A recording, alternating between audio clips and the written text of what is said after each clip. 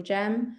After that, we'll be having a 10-minute panel discussion where you'll hear more from faculty and a current MBA student. And then for the last 25 minutes, it's over to you. So we're going to have a live Q&A session where our panelists will be answering your questions. Please do ask any questions that you have in the Q&A function at the bottom of your screen. You can do that at any point during the webinar, and if you have any questions already, you can go ahead and start asking those now. Please feel free to include some information about yourself and your background. It's always nice to hear where you're from, what industry you're in, and what your job title is. I know that some of you have already submitted questions, so we are going to answer those as well during the webinar. Please just note that we won't be using the chat function, so you're welcome to talk to each other on there, but we won't be answering any questions entered into the chat. So please do use the Q&A function for those. So yeah, before we begin the presentation, I would just love to go around the room and give our panelists a chance to briefly introduce themselves. So Chandra, I'll start with you. Could you tell us a little bit about yourself and your role at GEM? Great, thank you. So I'm the director of the MBA and EMBA programs here at Grenoble École de Management, now the GEM Alpine Business School. And I'm also an alumni, so I graduated from the MBA program here in 2016. Thank you. And Isabel, could you tell us a little bit about yourself next? Thank you, Nora. So my name is Isabelle Chabou. I'm a full professor at GEM, so faculty member, former financial audit manager at a Big Four, and now leading the financial analysis course, as well as the MBA luxury specialization. Thank you. And next, Paolo, could you tell us a bit about yourself? Yeah, hi everybody. I've been teaching, I'm an alumni of GEM as well, graduate in Innovation Strategy and Entrepreneurship Master of Science in 2017. And I've been teaching at GEM for the last 5 years as an adjunct professor, specifically with the MBA for the last year, teaching management consulting course, as well as the entrepreneurship and family business at the master level. And my profession is I am a partner of a management consulting firm based out in Dubai. Thank you. And lastly, Carlos, could you tell us a bit about yourself? Certainly. Hi, everyone. I am Carlos Rodriguez. I am from Guatemala, and I am actually a GEM current student. And I had the privilege of having both Isabel and Paolo as my professors, and a privilege also in hanging out with Chandra every now and again. I come from a multifaceted background in finance, in accounting, in business and finance transformation, as well as internal audit. And I am currently having or finishing up my internships here in a company named Somfy here in France, and looking forward to continuing in my global internal audit trajectory. Thank you so much. Thank you all of you for joining us today, and also to you in the audience. It's a pleasure to have you with us. So we can go ahead and let Chandra get started with her presentation. Great, thank you so much, Norma, and thanks to GMAC and BusinessBecause for this opportunity to talk a little bit about our program. So obviously you've had an opportunity to see and to be introduced to these panelists who, again, we're very close-knit at GEM, which is a great opportunity to really create these nice bonds and get to know each other really well. And so that's one of the questions that we have about, for example, how to make the most out of your MBA.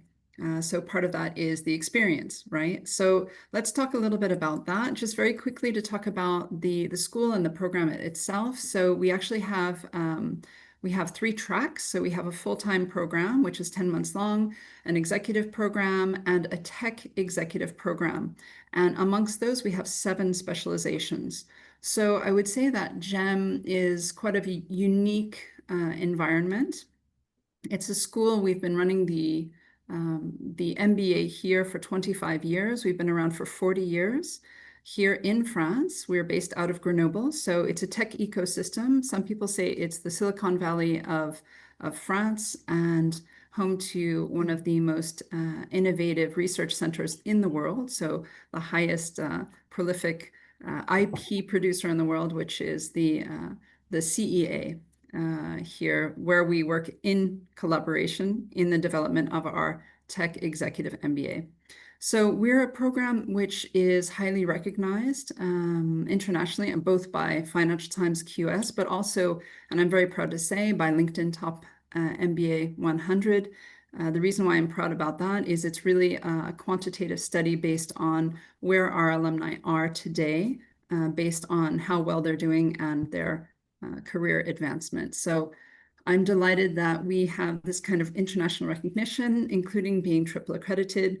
I would say that if it's not AMBA, it's not an MBA. So that's just something I would say and put out there.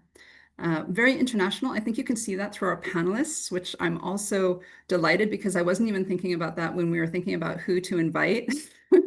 But we've got different nationalities who have lived in different countries and maybe even working in different countries of their nationalities. And this is very much representative of the program where we have small, intimate groups of 20 to 40 students, but a high diversity level. With also a nice gender parity. And I think that's really important too when you're thinking about choosing your MBA. You do want an international experience. So it's not just where you're going to be, but who you're going to be interacting with, both with the teaching staff, and our faculty is very diverse, but also with the people who you're going to be mixing with. So that means, are you going to be meeting different nationalities who have also worked in different countries? Are you going to be meeting people of different ages who might come in with different thought processes or ways of working or experiences, etc., from different companies, different types of communities? So I think this is really important. The diversity will be incredibly enriching, and it's a unique opportunity to kind of get out of kind of the circle perhaps that you find yourself in. So getting out of your circle also means your cultural activities and the experiences that you're going to have. So being in Grenoble, you know, we did rowing on the river here, the Isère. We went up to the mountains and we did something called snooking, which is a little bit like skiing. We've done, of course, the wine and the cheese, which is the one reason you want to come to France to do your MBA, I'm sure. But really a fantastic international experience. We go to Berlin, for example. So we have a lot of influence, but also hands-on experience. And so that's kind of this third point here, is that we have an experiential learning and networking. So I think I won't talk about that too much more. We'll have an opportunity to talk about that as we go. This is just a format of what we have. We have our global and our executive MBAs with 5 different specializations, including finance, analytics, luxury, entrepreneurship, and R&D management. R&D management is a little bit more for the executive MBA this time. And we have the tech executive with 2 specializations, the microelectronics and the energy. So really quite unique in that. So focusing on the meat on what we want to talk about today is really how to leverage and how to make the most of your MBA. And part of that is making sure that you do it right before you come in. So I would say that before you come to the MBA, obviously you're going to do your research. If you decide to go to a location that speaks another language, you're going to want to brush up on your language. You are going to want to make sure that before you come, you have spoken to the alumni, you have spoken to some teachers, you have understood who has come through the doors and what the experience really was like. You may want to do your pre-reading for your MBA before you come into the session, rather than starting in day one. I know Isabel is definitely a champion of that, as we usually start off with your course. She's fantastic about communicating what needs to be done before you come in so that you're ready for the class. So before is important. Obviously, your engagement during and taking every opportunity that you can. And then afterwards, really keeping that momentum going and lifelong learning. So I would say that you can't just stop when you're done with your MBA, and I don't think you want to, because it does give you a taste for that. But during, you really want to make sure to leverage your experience, communicate about the things that you've done and the experiences that you've had in the program. And so speaking of experiences, things like the projects that you've done, the live business cases that you've done, perhaps some of the homework that you've done, create a portfolio of experience and knowledge that you can then share. You can either share through LinkedIn, online. You become an expert. So during the program, you're really developing that, who am I and what is my USP? So before, you may have an idea and that idea may shift. And so that's something you shouldn't be scared of either. And it's not everybody who comes in knows exactly what they want to do when they go out. And some people think they do, and they go out with something else. So it's interesting. And of course, you want to make sure that you take the time to network and build relationships while you're in the program. So we'll talk a little bit more about that, but what we have together at GEM is quite unique in creating that opportunity, I would say. So the second thing is really about the applied learning process that I would want to talk about. The first thing is that you have the opportunity to be 110% engaged. And it's not always easy, especially with an intense program, or if you're doing an executive program and you're doing it part-time. You need to be able to take the time to develop that critical thinking methodology, that mindset, that curiosity. Hopefully you come in with it, and that's one of the things that we kind of expect when you're coming into GEM. But turning them into professional impact. For example, let's say you're going to be deciding which company to study, or you're going to decide what your thesis is going to be. That should be building on your professional goal.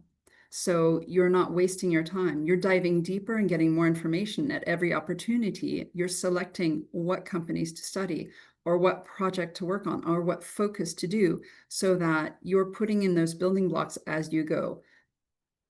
Everything is interesting, of course, but if you can think about this, if you can be critical about the choices that you make during, it's very powerful. So speaking of choices, the elephant in the room is AI. It's impacting education in so many different fronts. And I think at GEM, we have an approach to it that we are not necessarily scared of it. We are not trying to tell you not to use it. We're saying, yes, please.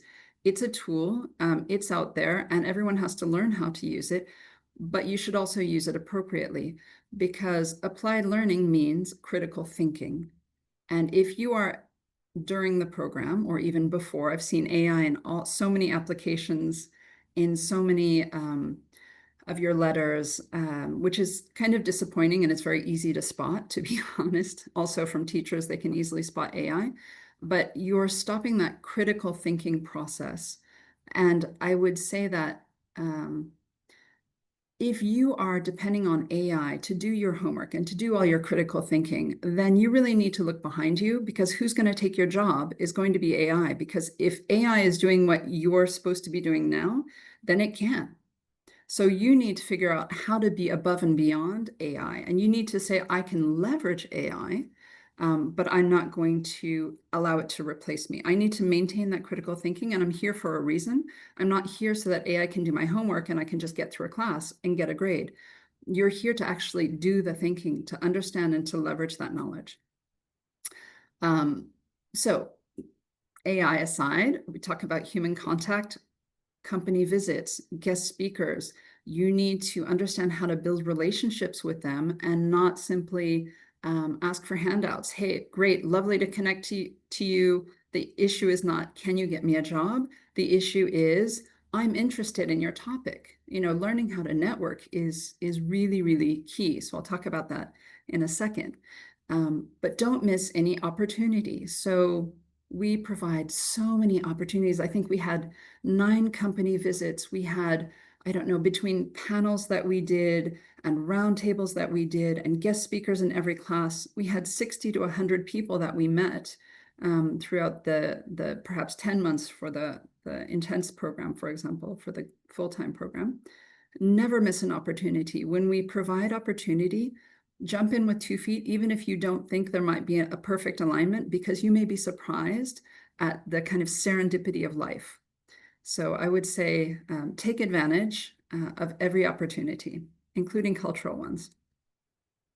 So speaking of taking opportunities and networking and creating these relationships, thriving in a small international cohort is really important. I think the size of our cohort allows you to challenge yourself a little bit more. It allows for deeper learning, more talking time in the classroom, more discussion time with teachers, and it also creates this need to navigate cross-cultural teamwork. You can't escape because there are 80 people that you could be working with. So if you don't like one person, you just avoid them. In this situation, you've got 20 or 40 people you will be intensely connected to as a family, as if it was a company. You can't escape them. You have to find a way to work together. And everyone comes in with their different way of working. And the first thing we usually do is talk about intercultural and how we work differently to kind of break those barriers. And we do it diversity sensitization. And so being in a smaller cohort means that you have to force yourself through those relationships. And that's good because it creates the ability to work in powerful groups and to leverage. And part of that is becoming very good listeners. So rather than, I would say, because everyone comes into the MBA with powerful background as leaders, you have been successful. If it's an exec level, if it's an MBA level, you come in with a leader capacity or a leadership role or in a place where you had mastery, and you have to change the first day you come through that door to be humble. And so how to make the most of your MBA is really also about being humble, because by being humble, we're being open-minded and we're ready to have a dialogue and we're ready to listen and be active listeners. So being in this small setting means you have to start allowing space for other people. So it's a very different experience, but we try to change the way that you might approach interactions, for example, because this cohort really is your next professional network. I am personally in contact with all of the people in my year. I try to make contact between the different years, and I think we had 4 alumni mixers this year for the alumni in different places: Paris, Grenoble, Berlin, London, and this year we're going to add Brussels and Madrid, and I try and do it wherever I go. This is your network. And so you have to nurture that, but you have to be there not as, if you're a networker, the definition of network is not what can you do for me, but how can I add value to you? How can I put you in touch with the right things that can help you move forward? So I would say that making the most of your MBA means being humble, being open-minded, and learning how to use your critical thinking. So that was my little summary. So thanks so much. Thank you so much, Chandra. That was really informative, and we covered some great points there.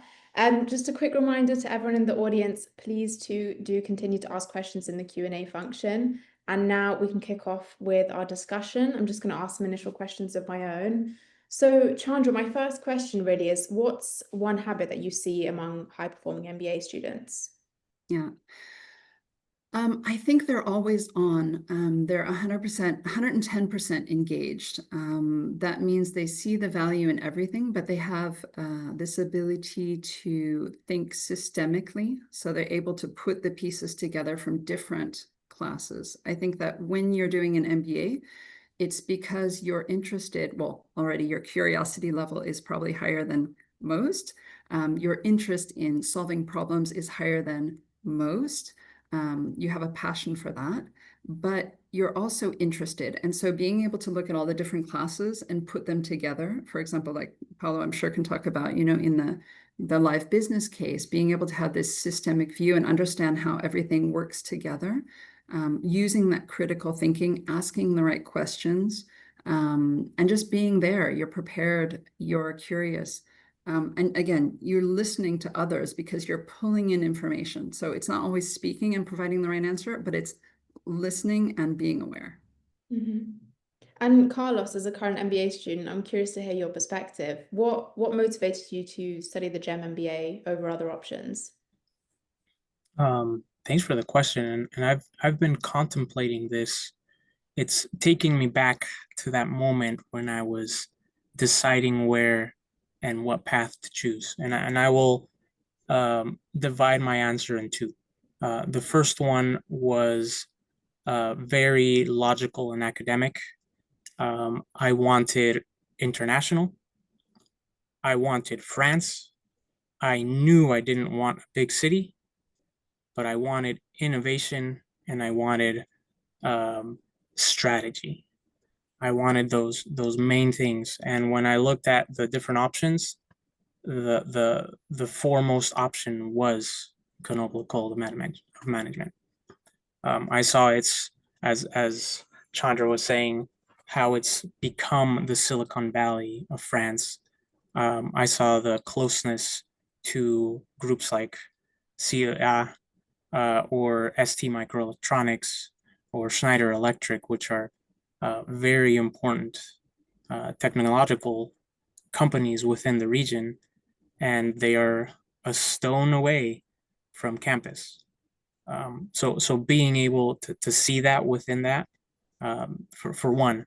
The second had to do kind of with what Frodo Baggins would say in Lord of the Rings to Gandalf. He said, "I want to see mountains again, Gandalf, mountains." I love that about Grenoble, but that leads me to the second part of the answer, which is personal.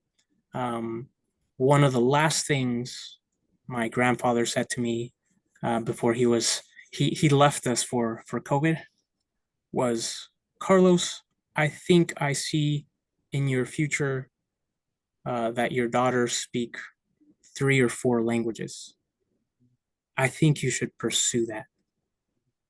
And so that was one of the main drivers as well for choosing that. And in France, you have that avenue. It's an English speaking school, but you have this exposure, as Chandra was saying, to international opportunities. And I think you can't separate that from your choice. There's an internal personal drive that makes sense. And so this familiar small cohorts, that being able to be so close to everyone within the group, and the mountains, let's not forget the mountains, it all made sense. There was a very good familiarity to it, and at the end it was our top choice, and Chandra made it happen. And what would you say have been some of the highlights of your experience so far?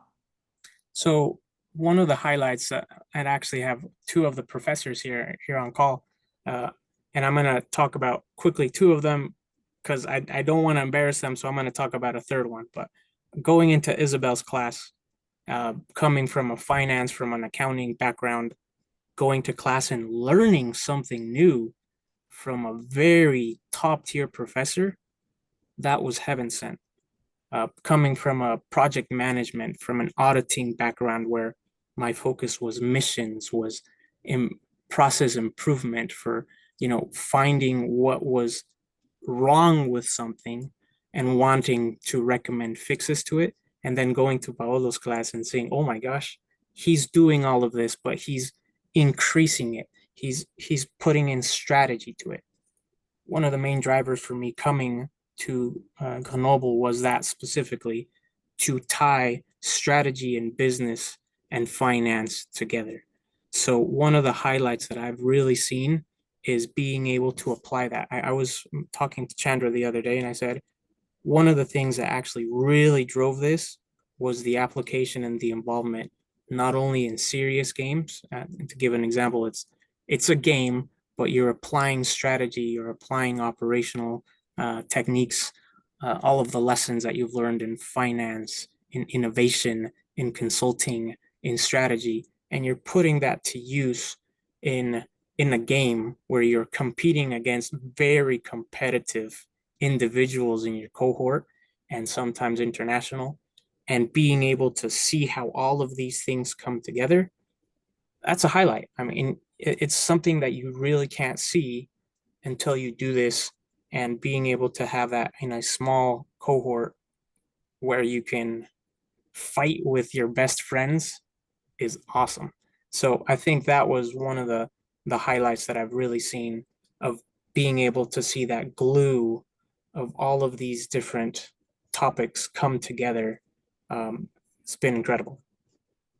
That's great. And Paolo, coming over to you, your courses they're highly applied. What do you think high-performing MBA students do differently during those kinds of applied projects? Thank you, Norma. I would use two words that I think are very representative of applied learning, and specifically in the MBA, which is individualized learning. What we've seen within the existing bureaucratic environment is not to overlook, meaning that I believe what GEM has been able to do, and specifically the MBA, and that really we have to give credit to Chandra for that, is the ability of assembling an MBA program with specific modules that would capitalize on the existing structure of the university. So I think Chandra was mentioning some of them. We have smaller classes compared to other business schools. We are able to provide direct feedback to students, and specifically with my experience of the management consulting course, it is true what Carlos was saying. We are not giving specific hard skills to students in some courses, but we are helping them to think critically on how to utilize their skill set in a holistic way. And this is what really differentiates top performing MBA students from others. The ability of saying, I am not anymore a subject matter expert in one thing, I'm not anymore an auditor, I'm not a project manager, but I'm rather looking at the problem holistically. And I am able to dissect these in different components, whether I'm looking at strategy or I'm looking at finance or I'm looking at marketing, and really being able to critically think on what are the challenges, what are some of the potential solutions, and why. And the second element, which I really see being a differentiating point for MBA students, and in general, students that perform at a higher level, whether it's an MBA or education or executive programs, is the ability of connecting the dots. So really almost forgetting what they, where they come from, and having the curiosity of learning something new and the speed at which they are able to do it. So having like a toolkit and knowing exactly where you are taking everything and doing it at a much faster processing time. Because you are comfortable with your knowledge. So not necessarily the more skilled people, but the one that are faster in their processing time on understanding which tool to use for where and for exactly what situation. And Isabel, coming over to you, how do you think that kind of applied experiential learning changes the way that MBA students learn? I would say one word, relevance, relevance, relevance, relevance. I mean, the world is changing at very fast pace. Globalization, complexity, digitalization, sustainability, transformation from all parts. And I think, for example, in financial analysis, based on accounting, instead of teaching debit credit, which is boring and probably not what they want to learn, I teach them to analyze the financial statements by choosing companies they know. It could be in the automotive sector, in the pharmaceutical sector, they could be retailers. I use the latest published financial statements so they can see press release the day before they come, or they can hear about a fraud scandal, or they can hear about change in management. And so this is super relevant. And as my colleagues say, Chandra, Paolo, Rodriguez, students, we ask them to use their critical analysis. We develop this and for decision making, and relevance is super important. Well, not just one word, I would say two words: culture, understanding the business and the culture. In the luxury specialization, we take them to very renowned maison, and they had the chance to interact with executives as well, managers, to learn the culture. And in luxury, especially, culture makes a difference, identity, values. And you cannot enter this world if you are not aware of the differences between maison, between brands, between groups. because it's very different from working from a small business to a very big one, or one that is a family-owned business since ages. And so relevance and understanding the culture for me are really key. And this is what we try to share in applied learning. That's great. And Chandra, just one final question before we move over to the pre-submitted questions in the Q&A. What do you think makes the GEM MBA distinct from other MBAs that are out there? Yeah, so I mean, aside from everything I think that we were already talking about, each one, I have 3 different tracks, and within those, they have the choices to do the different specializations and so on. And, our relationship with our ecosystem, for example, in Paris, Isabelle has such an amazing ecosystem relationship with the luxury houses, the Grande Maison. I think that having those relationships helps us to be able to create the experience that the students need. The fact that we have a tech executive specialization, and this is the birthplace of things like Schneider Electric, which is bridging, microelectronics and energy, or that it's a research center. The CEA is a research center around microelectronics and energy, as well as digital, data science and so on. Capgemini was born here. Schneider Electric was born here, but we also have like the sports. So we talk about sustainable development of skis and how the mountain industry is trying to manage sustainability. So we are lucky to be where we are, which is why we've integrated like the name Alpine into our name just today. Actually, it's a new day. It's because it's about not just your experience, because an MBA has certain standards by AMBA standards. They all have to have certain basics, but what makes a difference is what we've developed and our relationship with our ecosystem.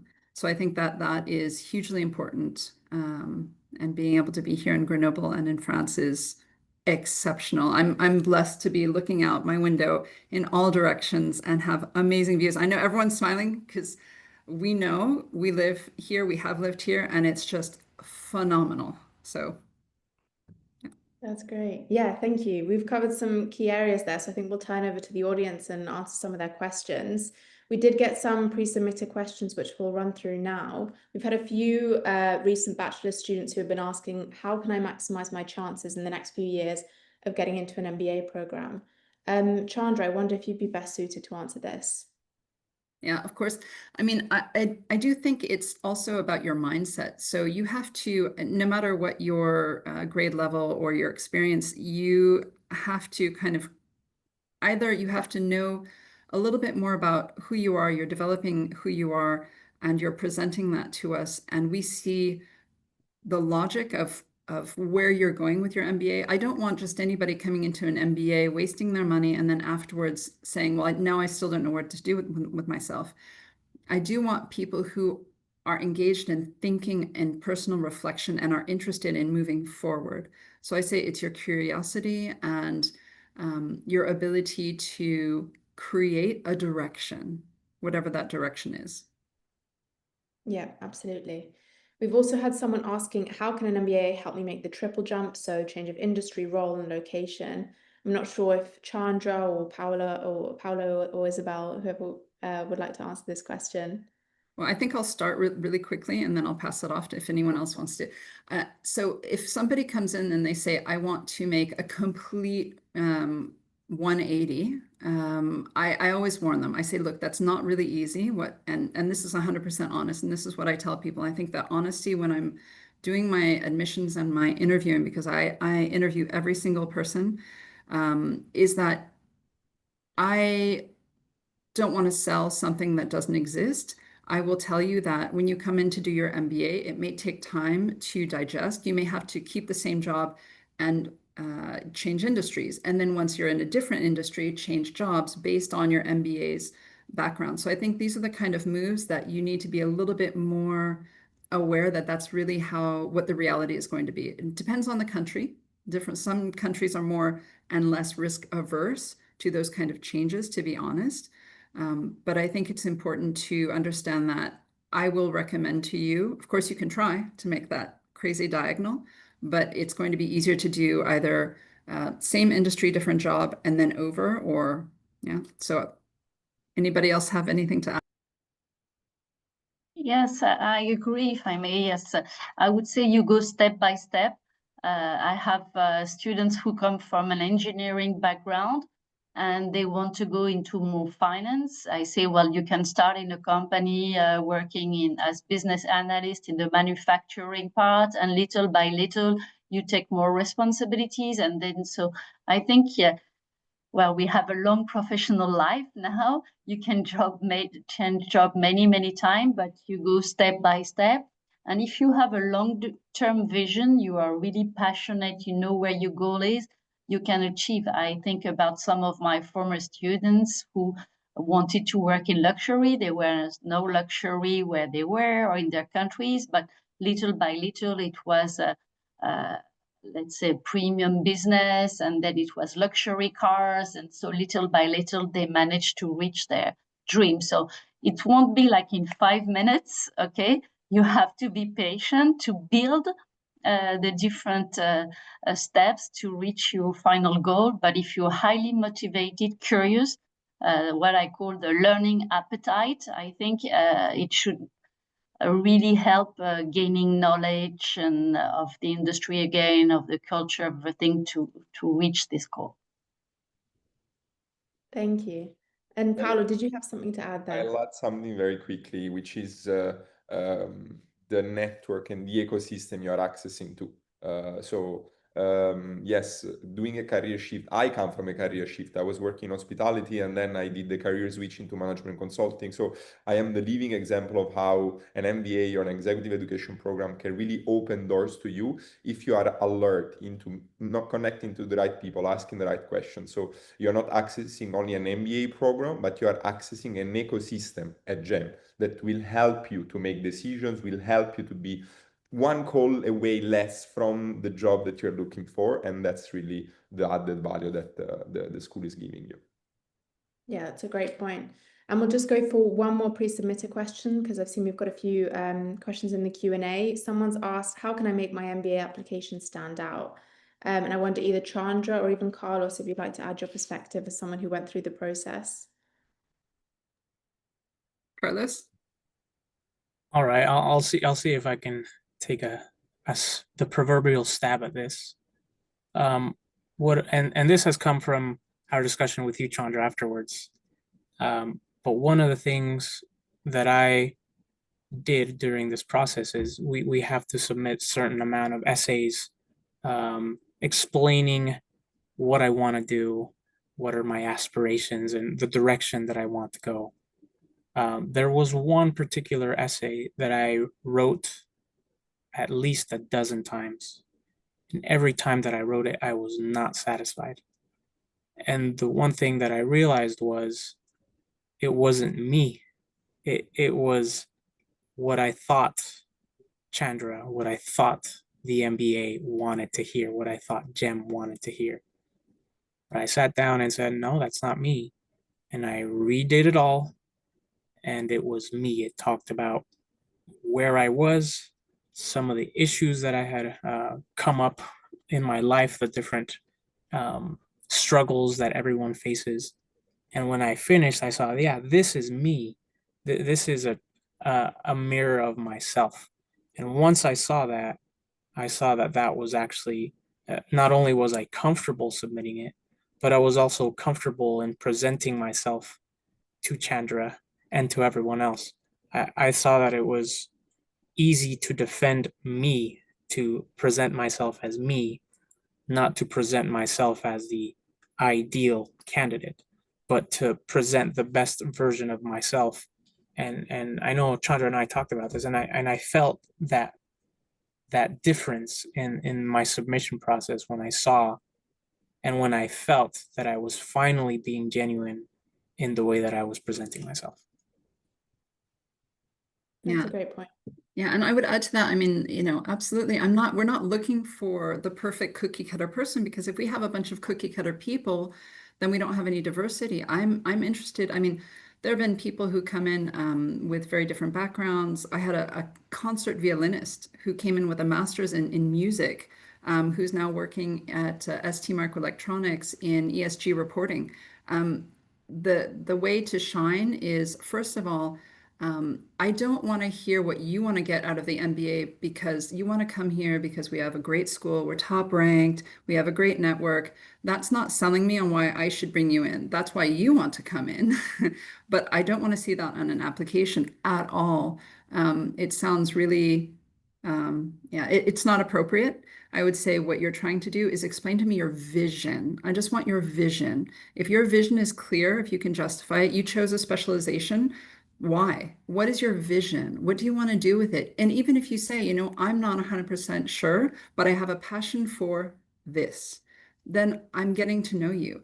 You know, I have a passion for, I know, theater because I love to bring people with me and to create an experience. Whatever it is, that's what I want to see. I want to see genuine. I want to see passion.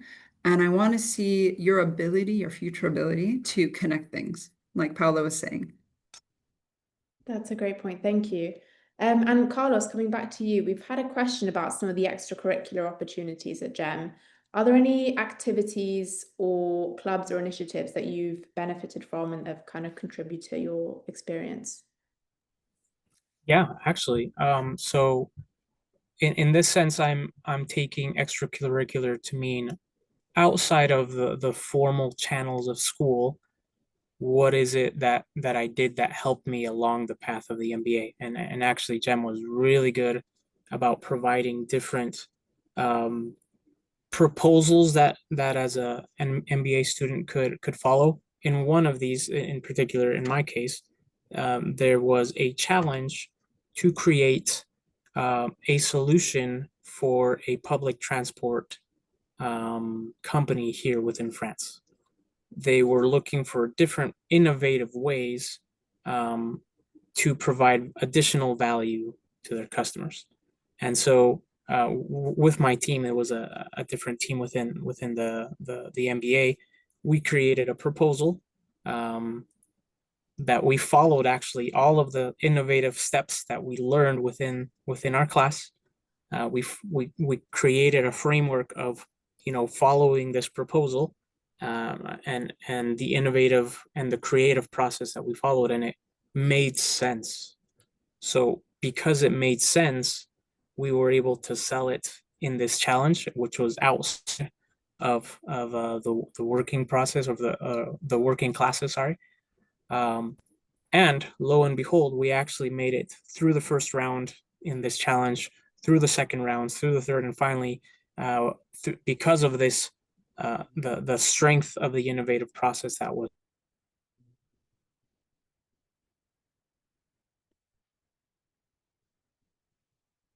Oh, I can't hear Carlos anymore. I'm not sure if that's just.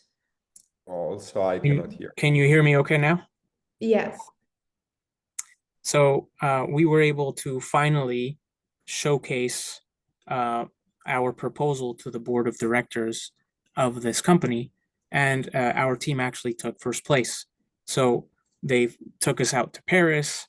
We were able to present this again to the board of directors, which is very, very interesting networking opportunity as well.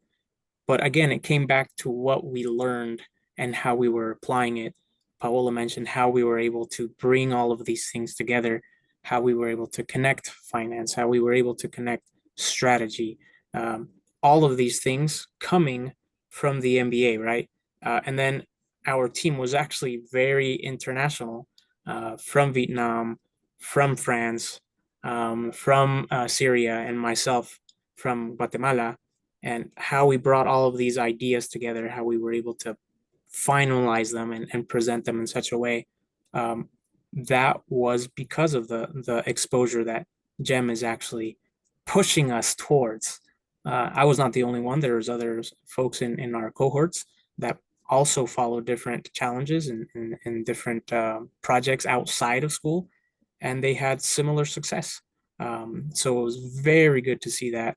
And this is also from an academic perspective. If I were to talk about the mountains again, there's much to do. But again, just from this academic exposure, I thought that was very interesting to see how GEM was pushing us towards these different challenges and projects that could be done outside of our MBA.